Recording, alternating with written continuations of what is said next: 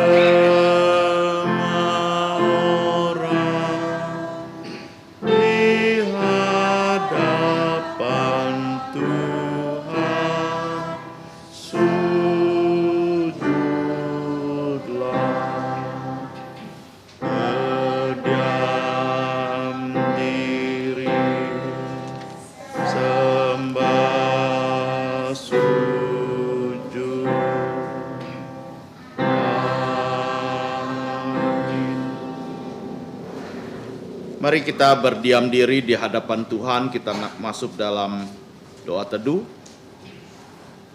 Dengarlah firman Tuhan, Mazmur 95 ayat 1. Marilah kita bersorak-sorai untuk Tuhan, bersorak-sorak untuk gunung batu keselamatan kita. Amin. Saat teduh selesai, mari kita bangkit berdiri. Kita memuji Tuhan dengan pujian nomor 11. Nomor 11. Terpujilah nama Allah.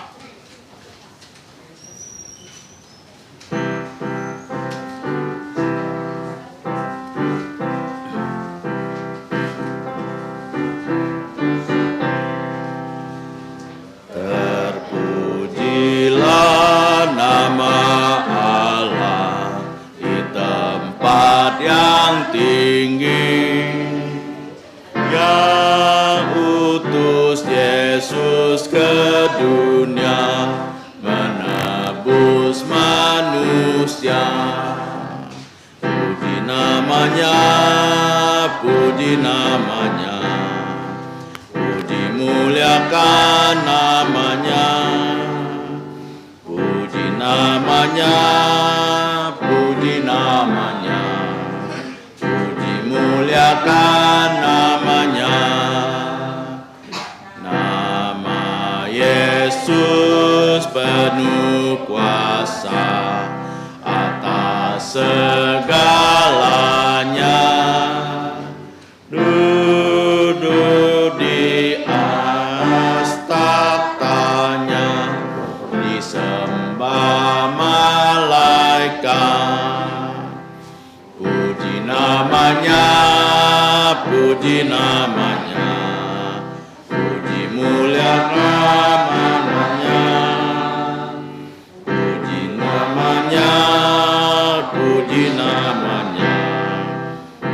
muliakan namanya.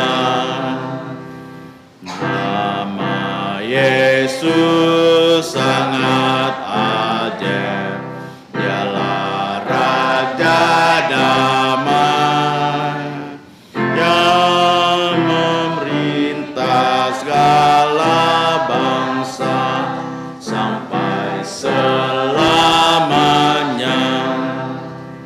Puji namanya, puji namanya, puji muliakan namanya, puji namanya, puji namanya, puji muliakan namanya. Mari kita masuk dalam doa.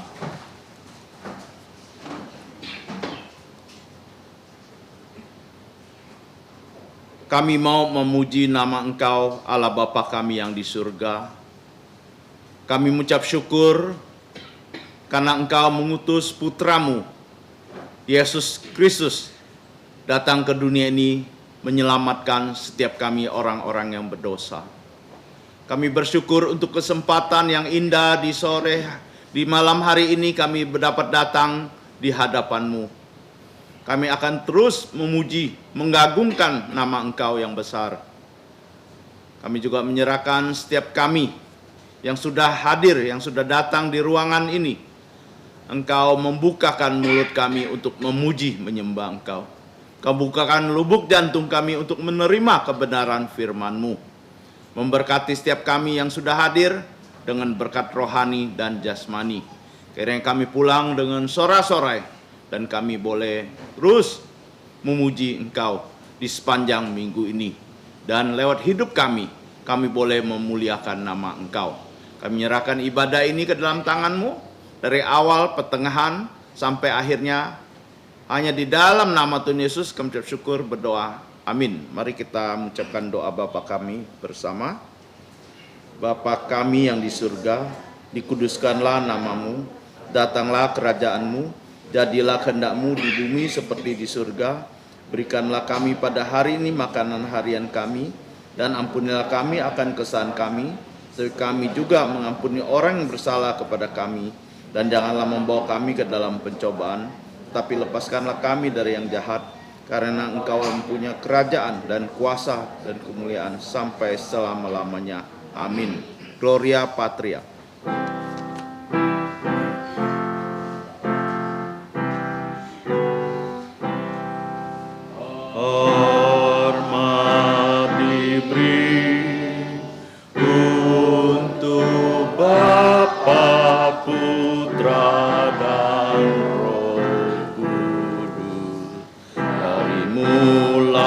Sampai sekarang dan seterusnya termulia. Amin. Amin. Silakan duduk.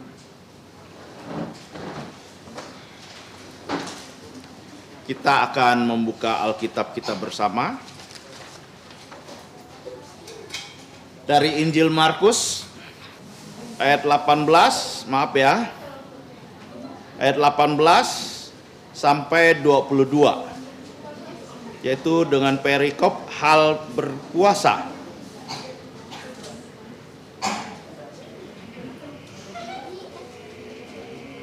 Kita akan membacakannya secara bertanggapan. Saya ayat 18 dan saudara-saudari melanjutkannya dengan ayat 19, nanti ayat 22 kita akan baca bersama-sama. Saya akan memulai. Hal berpuasa. Pada suatu kali ketika murid Yohanes dan orang-orang Farisi sedang berpuasa, datanglah orang-orang dan mengatakan kepada Yesus, "Mengapa murid-murid Yohanes dan murid-murid orang Farisi berpuasa, tetapi murid-muridmu tidak?" Jawab Yesus kepada mereka, "Dapatkah sahabat-sahabat mempelai laki-laki berpuasa sedang mempelai itu bersama-sama dengan mereka? Selama mempelai itu bersama dengan mereka, mereka tidak dapat berpuasa. Tetapi waktunya akan datang, mempelai itu diambil dari mereka, dan pada waktu itulah mereka akan berpuasa. Tidak seorang pun menambal sekait kain pada baju yang tua. Karena jika demikian, kain penambal itu akan dicabit dan baru menyabit yang tua, lalu makin besarlah koyaknya. Sama-sama, demikian juga tidak seorang pun mengisi anggur yang baru dalam kantong kulit yang tua. Karena kita demikian, anggur itu akan mengeluarkan kantong itu, sehingga anggur itu dan kantongnya dua-duanya terbuang. Tetapi anggur yang baru hendaknya disimpan dalam kantong yang baru." Puji Tuhan atas pembacaan firman Tuhan.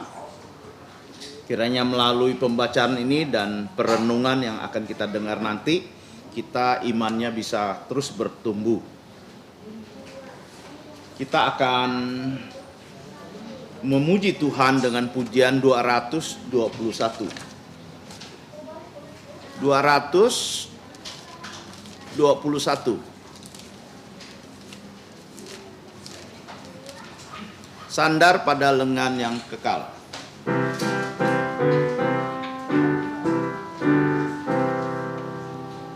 Amatlah senang dan bahagia, sandar pada lengan yang kekal. Amat besarlah damai berkatnya, sandar pada lengan yang kekal. Sandar, sandar, ku aman tiada bahaya. Sandar, sandar, sandar pada lengan yang kekal. Sungguhlah indah jalan musafir, sandar pada lengan yang kekal. Terang dan cerah langkah jalanku, sandar pada lengan yang kekal. Sandar, sandar, ku aman tiada bahaya.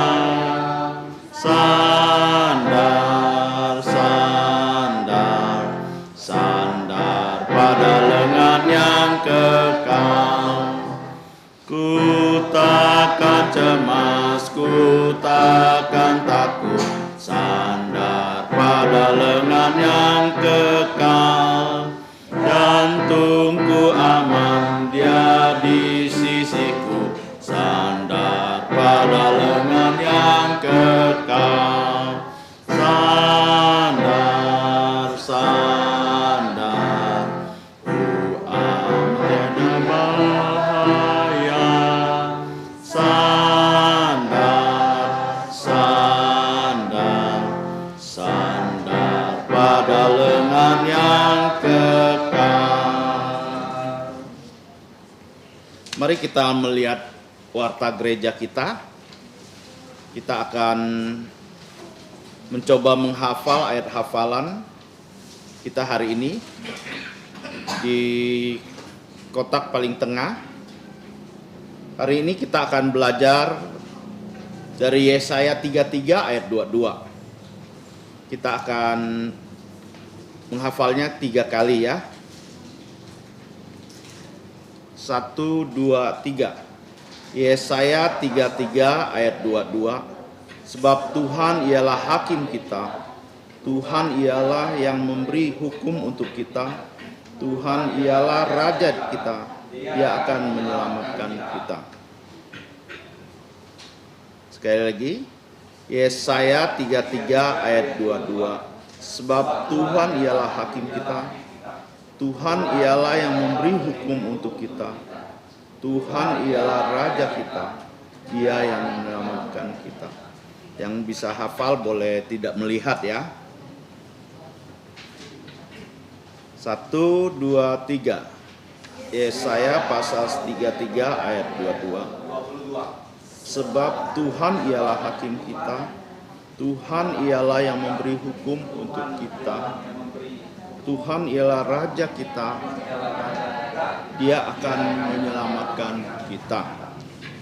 Mungkin kita belum sempurna menghafalnya, kita bisa bawa pulang ya. Jangan ditinggal, bawa pulang wartanya di rumah, hafalkan sampai hafal benar, masuk di hati kita, di otak kita ya. Selanjutnya kita akan melihat warta gereja. Tapi sebelumnya bisa kita melihat jadwal pelayanan. Jadwal pelayanan di minggu-minggu yang akan datang. Bagi yang bertugas bisa menyiapkan diri untuk melayani Tuhan. Pertama, pendaftaran peserta didik baru Sekolah Kristen Kalvari TK SD tahun ajaran 22-23 telah dibuka. Doakan dan ajak anak-anak usia sekolah untuk bisa mendaftar. Kunjungi website sekolah di www.ckcc.org Sekolah Kristen Kalvari.sch.id. Ya, ada keluarga saudara-saudaranya yang punya anak usia TK, SD, bisa diinformasikan, atau ada adik-adiknya yang ini boleh datang mendaftar di kantor setiap jam 8 sampai jam 12. Hari ini apakah ada yang pertama kali hadir? Bisa berdiri? Ada lagi? Berdiri sebentar biar difoto dan kita bisa doakan ya.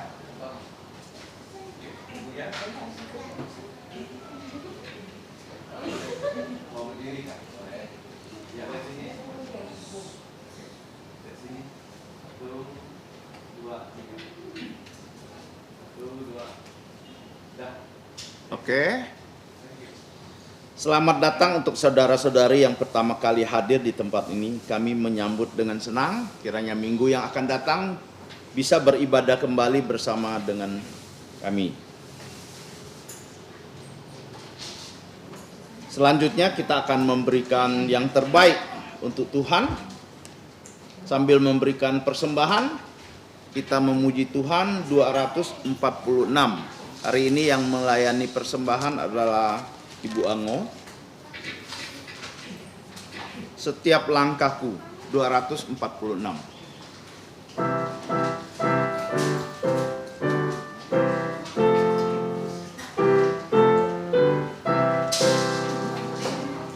Setiap langkahku selalu ikut Yesus, yang akan memimpin jalanku, ku ikut Yesus.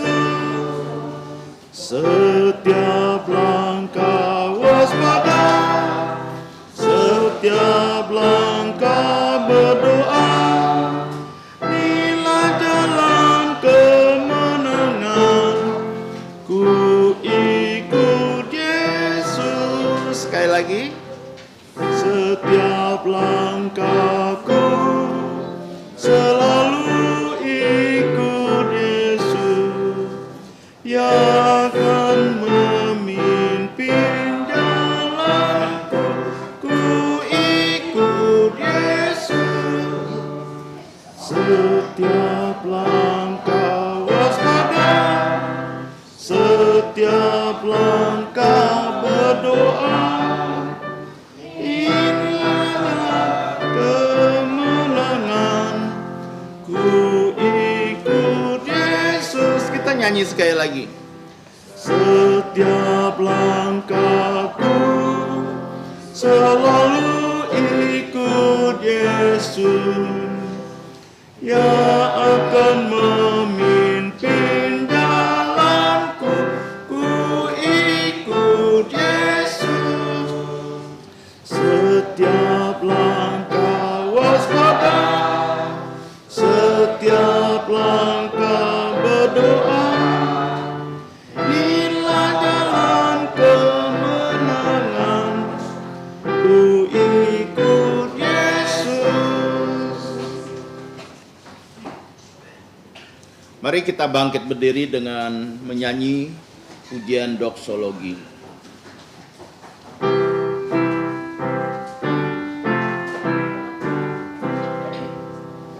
Puji Allah sumber berkah, puji Dia asma ciptaannya, puji Dia para malaikat, Bapa, Putra, dan Roh Kudus.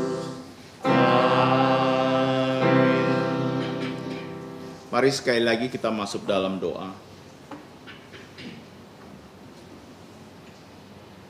Allah Bapa kami yang ada di surga, yang selalu memimpin langkah kami, saat ini Engkau telah memimpin langkah kami masuk ke dalam Bait-Mu yang kudus.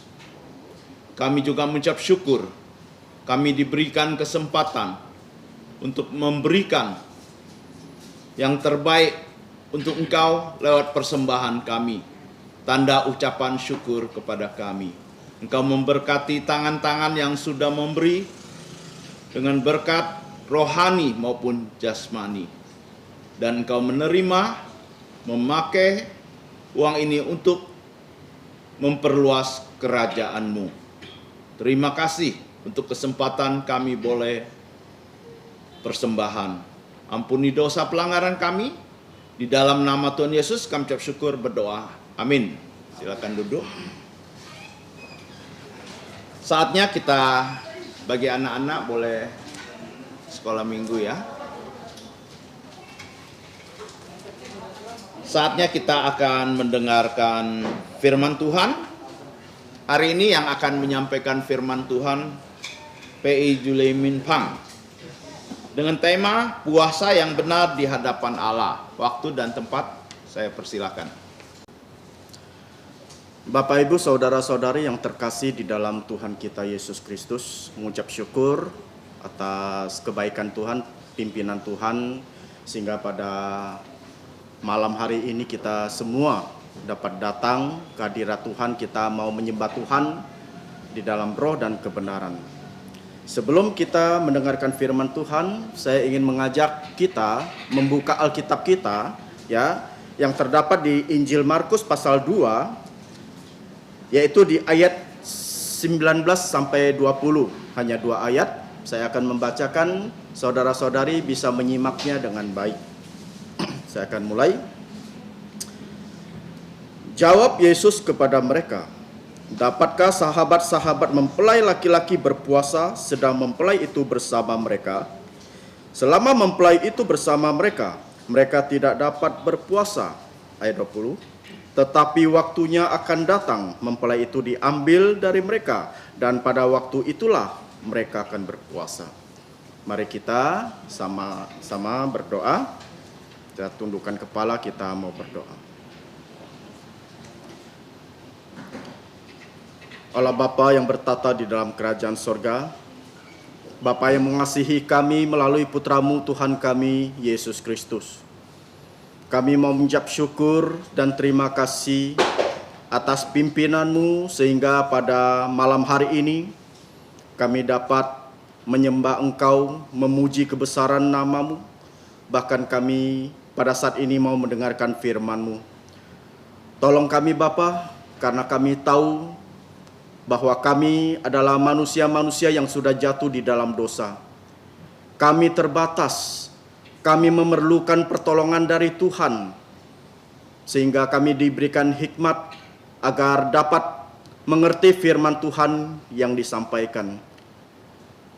Tolong kami Bapa, agar baik yang menyampaikan firman-Mu dan juga yang mendengarkan firman-Mu, agar bisa sama-sama mengerti. Ampunilah segala dosa dan pelanggaran kami. Hanya dalam nama Tuhan Yesus kami sudah berdoa. Amin. Selamat sore Bapak, Ibu, Saudara-saudari yang terkasih di dalam Tuhan kita Yesus Kristus. Seperti yang kita ketahui ya, bahwa kita hidup di dalam dunia ini pasti ada aturannya. Betul tidak? Aturan pertama ya dibuat oleh Allah sewaktu di Taman Eden. Ya, seperti kita ketahui bahwa Allah menciptakan langit, bumi beserta segala isinya. Puncaknya adalah manusia itu diciptakan. Setelah manusia diciptakan, Allah menempatkan manusia itu ke dalam Taman Eden. Allah memerintahkan kepada mereka, semua buah yang ada di Taman Eden ini semuanya boleh kamu makan. Tetapi ada satu pohon yang buahnya tidak boleh kamu makan. Apa yang terjadi? Apakah Adam dan Hawa taat pada waktu itu? Allah membuat peraturan, membuat aturan. Berapa banyak aturan yang Allah buat untuk Adam dan Hawa pada waktu itu? Tidak banyak. Hanya satu aturan saja Allah berikan kepada Adam dan Hawa, yaitu kamu jangan makan buah pengetahuan yang baik dan jahat. Ya, jika kamu memakannya, kamu pasti akan mati. Itulah aturan yang Allah berikan kepada manusia pertama. Dilarang memakan buah pengetahuan yang baik dan yang jahat. Tetapi pada waktu itu apakah Adam dan Hawa mentaati aturan yang sudah dibuat oleh Allah? Tidak. Kenyataannya bahwa manusia jatuh di dalam dosa. Manusia tidak taat aturan yang diberikan Allah kepada manusia. Coba kita bayangkan, cuma satu aturan, tetapi tidak bisa ditaati. Apalagi jikalau sampai diberikan 5 aturan, 10 aturan, mungkin itu lebih tidak bisa lagi. Akan tetapi kita percaya ya, yang bisa menjalankan aturan-aturan, perintah-perintah firman Tuhan tersebut siapa? Yaitu putra manusia. Allah menjelma menjadi putra manusia, Allah 100% menjelma menjadi manusia 100% untuk taat sempurna, menjalankan ya setiap aturan-aturan yang sudah dibuat, baik secara aktif maupun secara pasif. Jadi aturan-aturan tersebut ya dibuat dari zaman Eden, Taman Eden ya sampai pada zaman sekarang ini. Ya. Mengapa? Mengapa aturan harus dibuat? Kita melihat kemanapun kita berada, ya, kapan saja kita pasti menemukan aturan-aturan tersebut. Betul tidak? Baik di rumah, juga ada aturannya. Siapa yang membuat aturan di rumah? Orang tua kita. Membuat aturan agar anak-anak mengikutinya dengan baik. Begitupun juga dengan aturan yang ada di sekolah. Di sekolah juga punya aturan agar dapat mendidik anak-anaknya dengan baik. Anak-anak murid. Di gereja juga, ya, di lingkungan masyarakat, bahkan di lingkungan kerja juga punya aturan. Seperti misalnya di perusahaan juga punya aturan. Ya, saya percaya di sini di antara jemaat kita ada yang bekerja di perusahaan. Nah, kalau kita melihat sebuah perusahaan juga punya aturan-aturan yang dibuat ya agar para pekerjanya mentaatinya. Apa jadinya jikalau ada pegawai atau pekerjanya melanggar aturan-aturan yang sudah dibuat tersebut? Pasti pimpinan perusahaan tersebut akan menjadi marah. Bahkan kita bisa dipecat atau di PHK. Betul tidak? Betul bukan? Selanjutnya di gereja. Gereja juga punya aturan, ya. Aturan dibuat agar jemaat ya dan juga para hamba-hamba Tuhan bisa teratur di dalam penyembahan maupun juga di dalam pelayanannya. Misalnya begini. Kita tahu ya, yang boleh memimpin doa berkat atau yang boleh memimpin pemberkatan nikah itu pastinya pendeta saja. Ya kan? Nah, akan tetapi apa jadinya bila aturan ya yang dibuat tidak sesuai dengan prinsip firman Tuhan?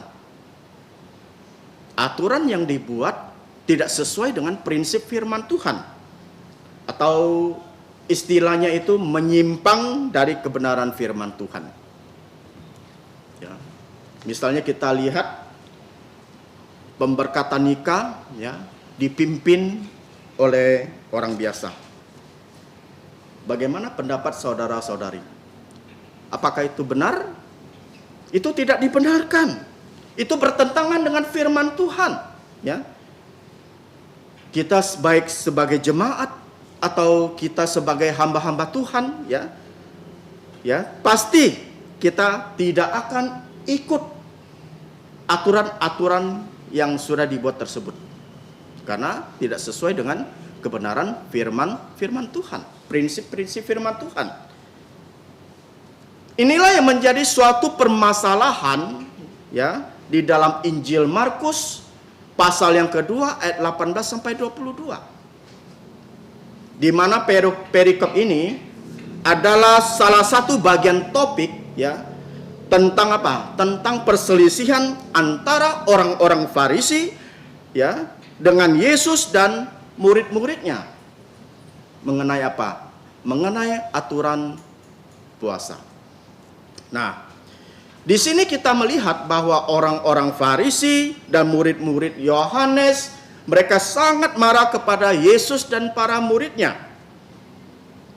Mengapa orang-orang Farisi dan murid-murid Yohanes itu marah kepada Yesus dan murid-muridnya? Ini menjadi suatu pertanyaan yang besar.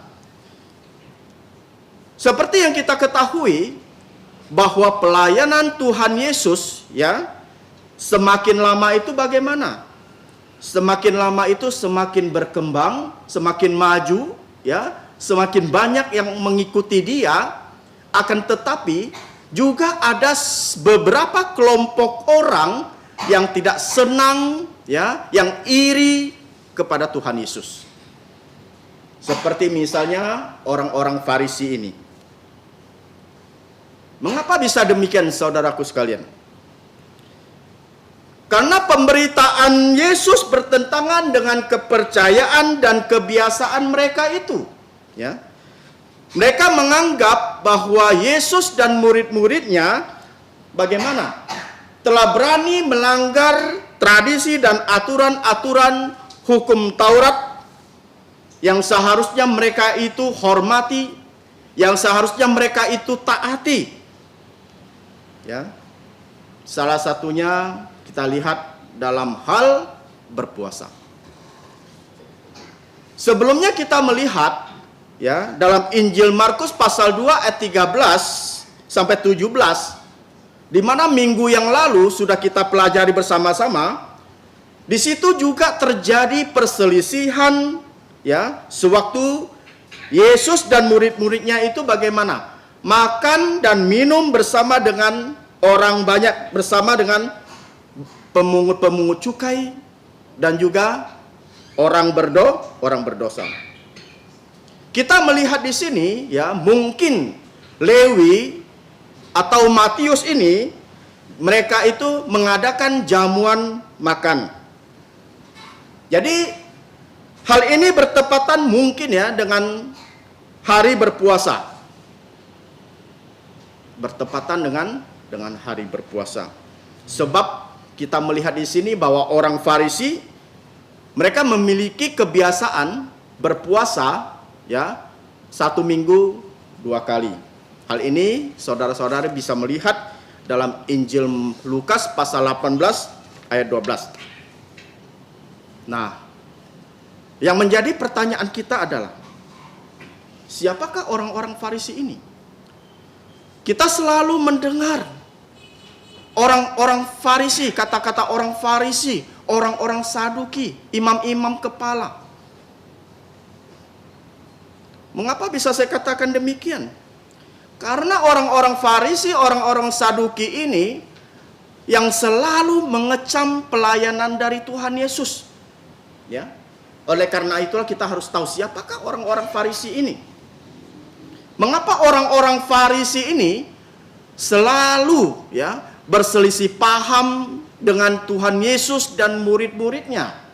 Selalu ingin mencari kesalahan-kesalahan dari Tuhan Yesus dan juga kesalahan dari murid-muridnya. Bahkan kalau kita melihat dalam Injil Matius pasal yang ke-16 ayat 6, di situ jelas ya, Yesus memberikan peringatan kepada murid-muridnya agar apa?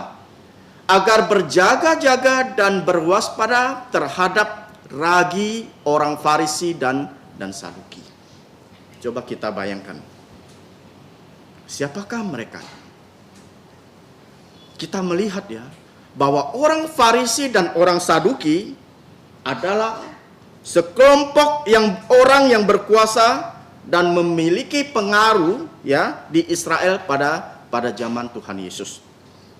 Jadi orang Farisi mereka itu adalah pemimpin spiritual Yahudi yang berkembang di akhir era kedua di Bait Suci di Yerusalem. Jadi sini jelas ya.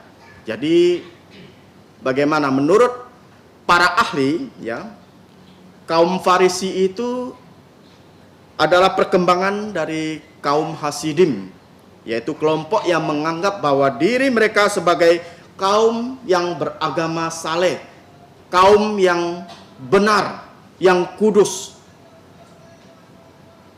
Selanjutnya kita tahu, ya, Farisi itu artinya adalah yang terpisah. Apa? Farisi itu artinya adalah yang terpisah. Oleh karena itulah mereka biasanya, ya, memisahkan diri dari orang-orang biasa.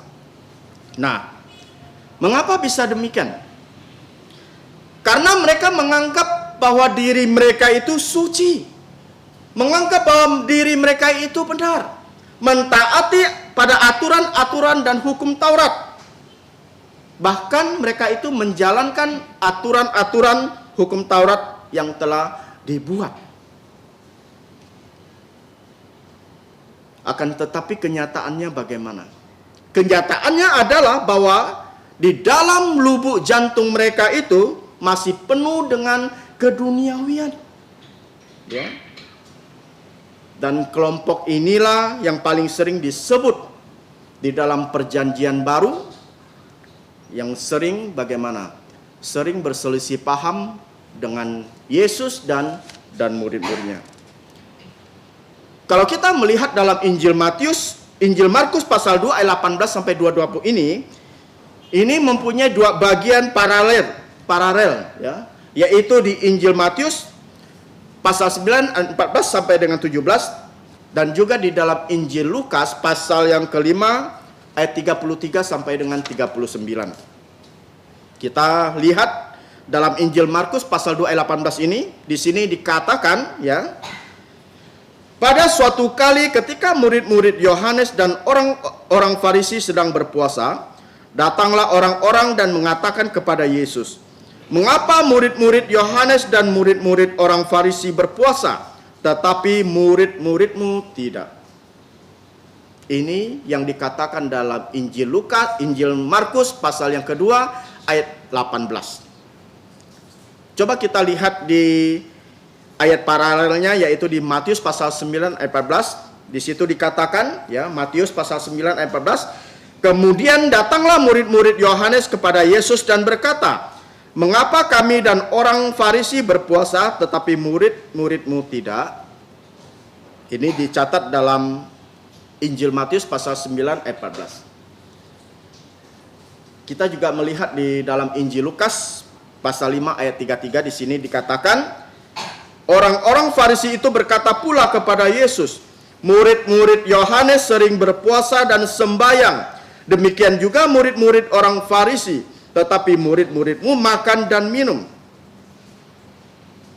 Di sini kita dapat melihat dalam Injil Markus, ya, yang datang kepada Yesus itu adalah orang-orang, bukan? Di situ dicatat yang datang pada Yesus adalah orang-orang dalam Injil Markus.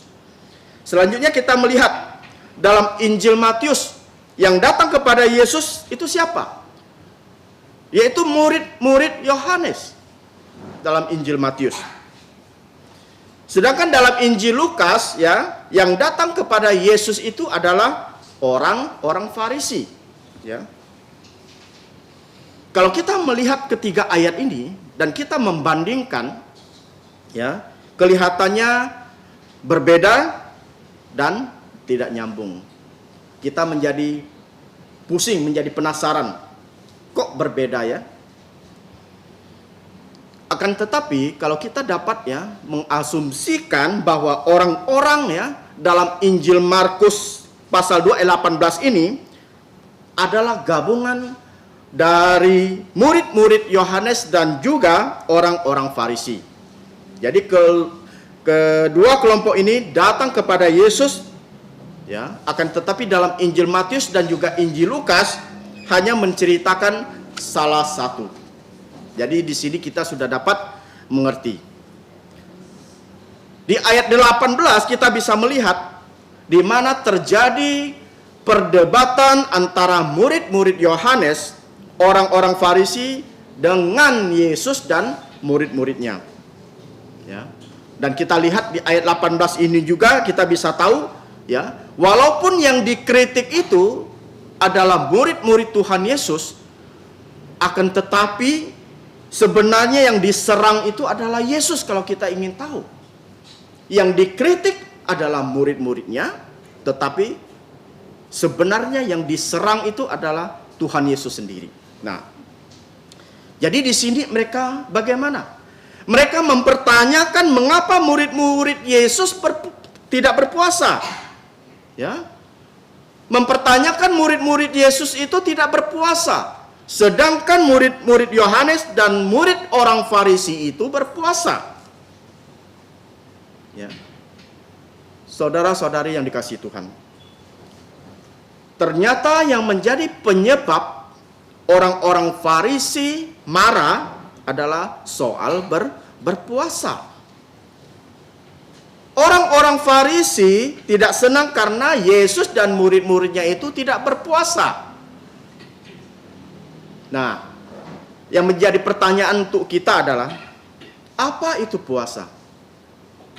Pernahkah saudara-saudari berpuasa? Tahu apa arti atau makna dari puasa itu? Jangan sampai kita tidak tahu. Ya, kita hanya tahu berpuasa tetapi kita tidak tahu maknanya atau artinya itu apa. Pertama kita harus tahu ya, bahwa puasa adalah tindakan menjauhkan diri dari makanan. Apa? Tindakan dari menjauhkan diri dari makanan, ya, baik secara keseluruhan atau sebagian untuk suatu waktu tertentu. Jadi kalau berpuasa itu kita harus dengan sukarela dan dengan sengaja tidak makan dan minum dengan tujuan bagaimana? Agar kita dapat memusatkan pikiran kita hanya kepada Allah saja. Memusatkan pikiran kita dan juga kita berdoa memusatkan pikiran kepada Allah. Jadi kita harus tahu bahwa puasa itu sebenarnya sangat baik untuk kerohanian kita, ya. Mengapa saya bisa katakan bahwa berpuasa itu sangat baik untuk kerohanian kita?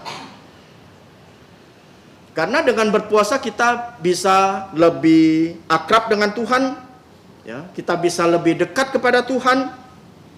Oleh karena itulah gereja kita selalu menganjurkan, ya, selalu mengajar kepada jemaatnya untuk berdoa dan berpuasa. Hal ini dilakukan di awal bulan, ya, minggu pertama setiap bulan. Kita diajarkan gereja untuk berdoa dan berpuasa. Oleh karena itulah kita harus taat mengikuti hal tersebut. Nah, selanjutnya, puasa bukanlah sekedar kegiatan agamawi saja. Betul kan? Karena selama ini manusia menjalankan puasanya hanya berdasarkan kepada agama. Puasa bukanlah sekedar melakukan apa yang ditulis oleh hukum Taurat tanpa mengerti apa makna puasa tersebut.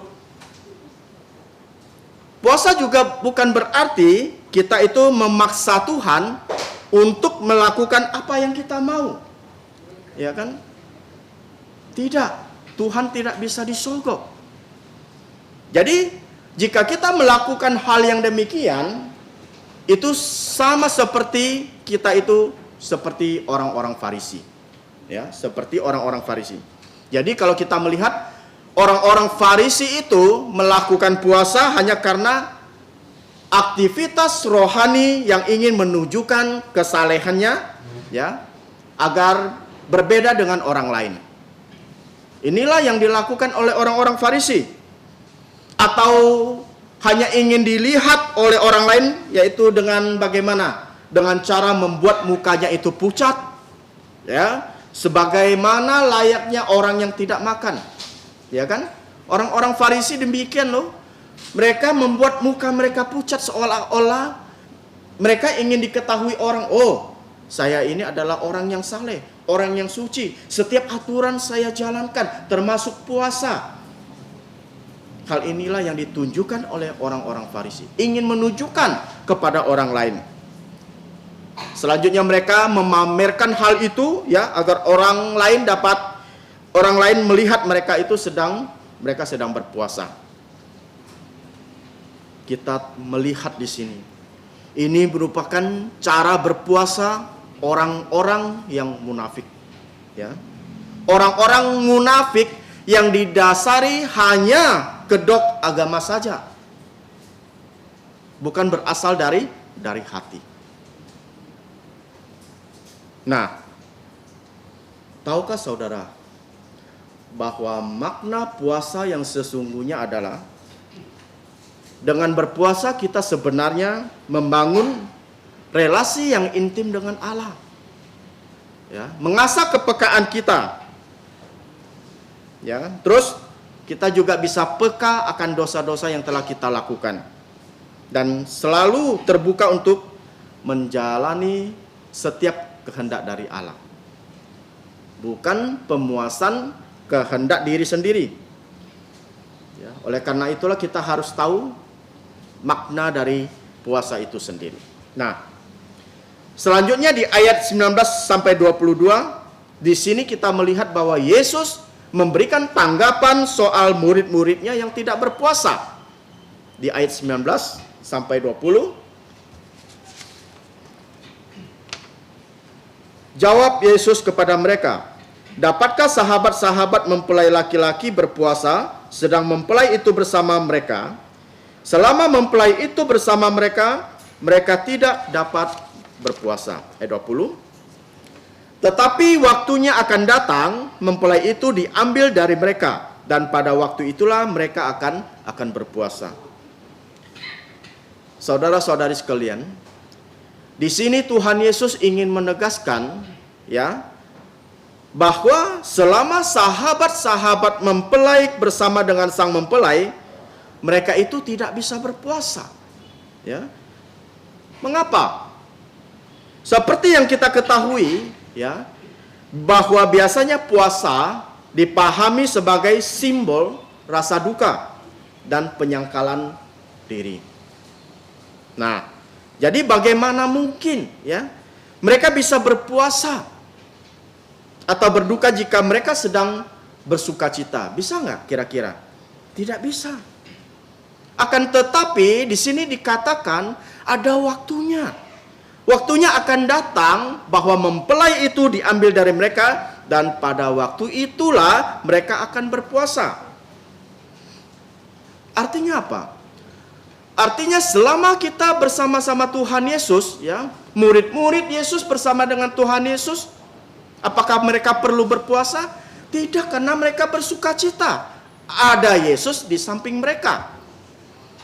Akan tetapi di sini dikatakan, ya, sewaktu mempelai laki-laki itu diambil, artinya sewaktu Tuhan Yesus mati di atas kayu salib, dikuburkan, bangkit pada hari ketiga, menampakkan diri kepada murid-muridnya, bahkan naik ke surga, pada saat itulah murid-murid dan kita juga semua berdoa dan juga berpuasa.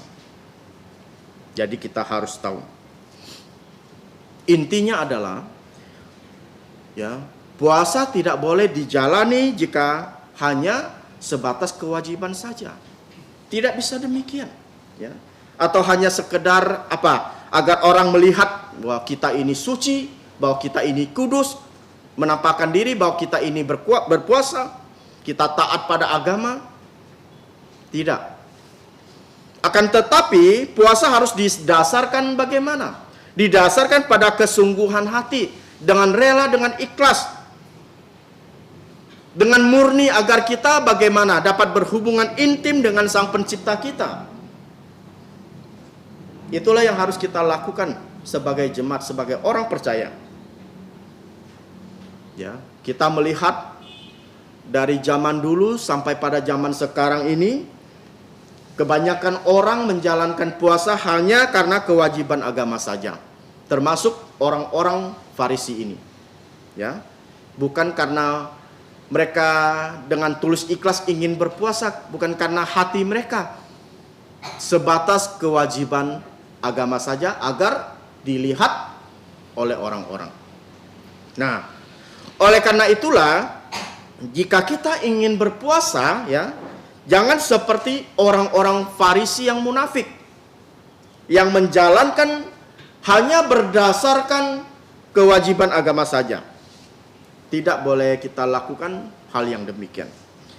Selanjutnya kita melihat di ayat 21, 22 sampai 22. Ya, saya akan membacakan. Tidak seorang pun menambalkan secarik kain, ya, yang belum susut pada baju yang tua.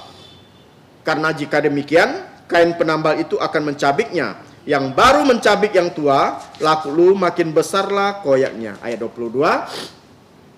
Demikian juga tidak seorang pun mengisikan anggur yang baru ke dalam kantong kulit tua. Karena jika demikian, anggur itu akan mengoyakkan kantong itu, sehingga anggur itu dan kantongnya dua-duanya terbuang. Tetapi anggur yang baru hendaknya disimpan dalam kantong yang baru pula. Saudara-saudari sekalian, dengan kiasan tentang baju dan kantong kulit ini, ya, Yesus ingin mengajak kita untuk menerima Dia dengan bagaimana? Dengan mengubah hidup kita. Mengubah hidup kita yang lama, yang berdosa, menjadi manusia-manusia yang baru, ya. Anggur baru hanya bisa ditampung di kantong yang baru. Kantong lama, ya, ini ketaatan buta pada peraturan-peraturan hukum Taurat, ya, tanpa pemahaman akan makna yang sesungguhnya, itu sebaiknya kita buang saja. Itu hanya bagaimana? Itu hanya kita menciptakan orang-orang yang beragama tetapi tanpa jiwa. Hal inilah yang terjadi. Ya, jadi kita tidak boleh seperti orang-orang Farisi yang menjalankan kewajiban agama, berpuasa dengan berdasarkan kewajiban agama saja. Tidak boleh, ya. Jadi malam ini kita sudah belajar bagaimana puasa yang benar di hadapan Allah, yang diambil dari Injil Markus pasal 2 ayat 18 sampai 22. Jadi kita tahu bahwa puasa yang benar adalah puasa yang didasari oleh keinginan hati kita yang tulus ikhlas, ya, untuk lebih dekat lagi kepada Allah. Jadi dengan berdoa dan berpuasa yang benar, ya, kita diajarkan untuk mengasah kepekaan diri kita ke hadirat Allah, menjadi peka akan dosa kita yang selama ini telah kita lakukan, taat untuk mengikuti kehendak Allah. Ya, jadi bahkan melalui puasa, melalui doa dan puasa ini kita diajarkan bagaimana untuk mengekang diri kita atas pemuasan kehendak diri sendiri. Inilah inti kita berpuasa. Inti yang benar bagaimana cara kita berpuasa. Bagaimana puasa yang tidak benar? Puasa yang tidak benar, ya, didasari kewajiban agama.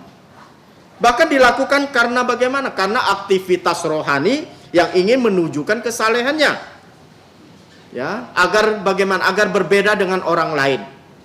Atau hanya ingin agar dilihat oleh orang lain bahwa saya ini berpuasa, dengan cara membuat muka mereka pucat sebagai layaknya orang yang tidak makan dan minum. Jadi hal inilah yang dipraktekkan oleh orang-orang Farisi, orang-orang Saduki, ya, pada zaman itu. Jadi malam ini kita sudah belajar bagaimana cara puasa yang benar dan puasa yang tidak benar.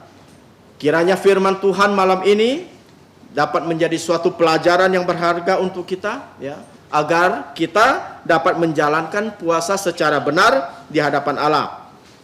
Seperti gereja kita juga selalu mengajarkan, selalu menganjurkan kepada jemaat agar berdoa dan berpuasa. berdoa dan berpuasa yang benar. Itulah cara kita mendekatkan diri kepada Tuhan. Mari kita berdoa. Allah Bapa yang bertata di dalam kerajaan sorga, kami mau mengucap syukur dan terima kasih Bapa untuk firman-Mu yang sudah Kau nyatakan pada malam hari ini. Kami tahu kami adalah manusia yang terbatas, tetapi kami percaya Bapa bahwa Engkau pasti akan memberkati saudara-saudari yang pada malam hari ini mendengarkan firman-Mu. Kiranya Engkau menolong setiap kami, agar kami selalu dapat menjadi saluran berkat untuk orang-orang yang belum percaya. Terima kasih Bapa di surga, ampuni segala dosa pelanggaran kami, hanya dalam nama Tuhan Yesus. Amin.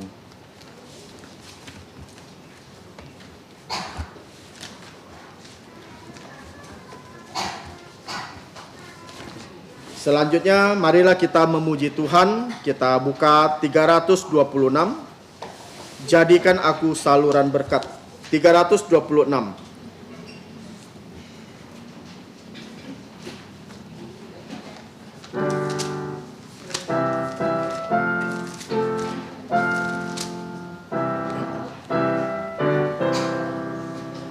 Di dalam dunia yang penuh liku, banyak yang keluh kesah, bawa terangnya ke tempat gelap itu, yang susah dihiburkan. Jadikan aku saluran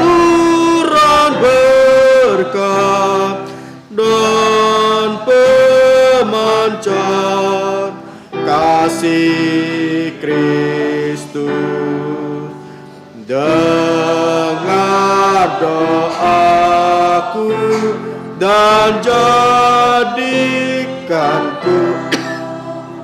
saluran berkat bagi umatnya. Saudara-saudari, persilakan bagi berdiri. Beritakan tentang kasih Tuhanmu, tentang pengampunannya. Bawalah mereka kepadanya dengan saksi hidupmu. Jadikan aku saluran berkat dan pemancar kasih Kristus. Dengan doaku jadikanku saluran berkat untuk umatnya. Doa berkat akan disampaikan hambanya, kami persilakan.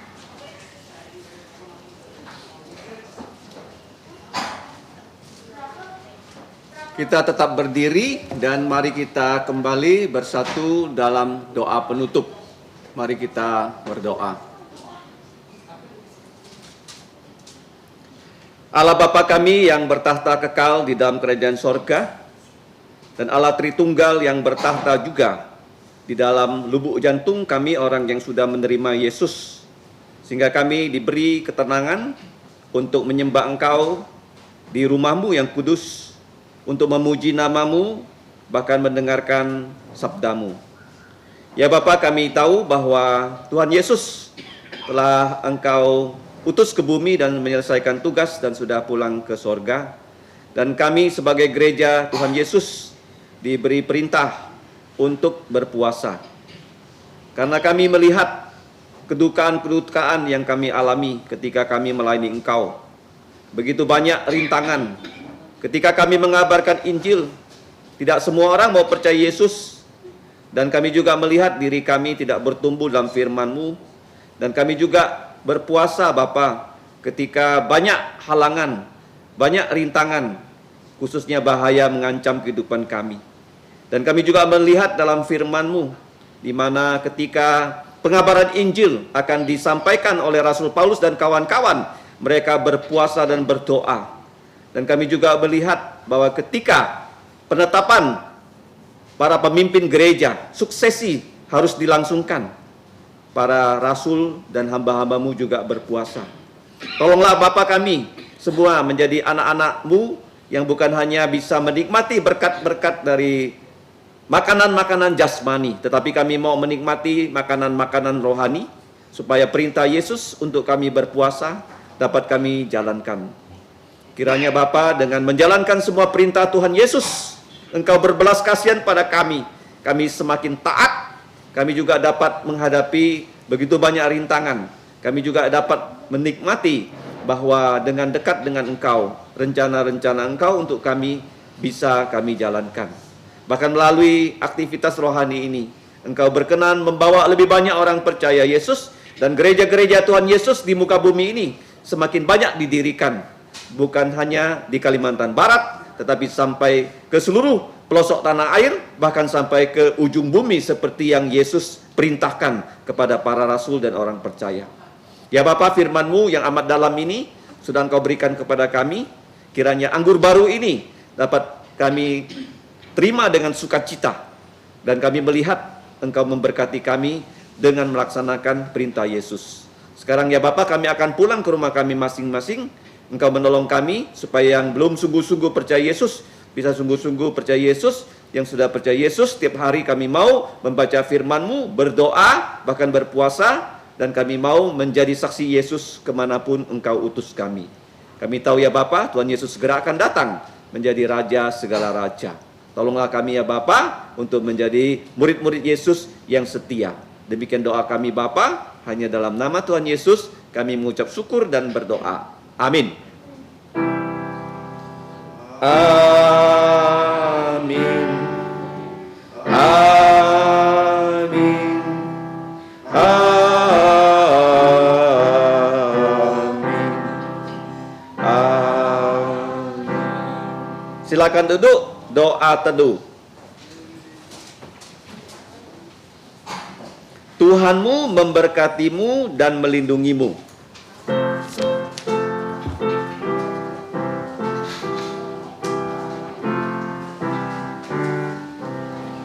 Tuhan memberkatimu, Tuhan melindungi, menyinarimu, memberi kasih karunia.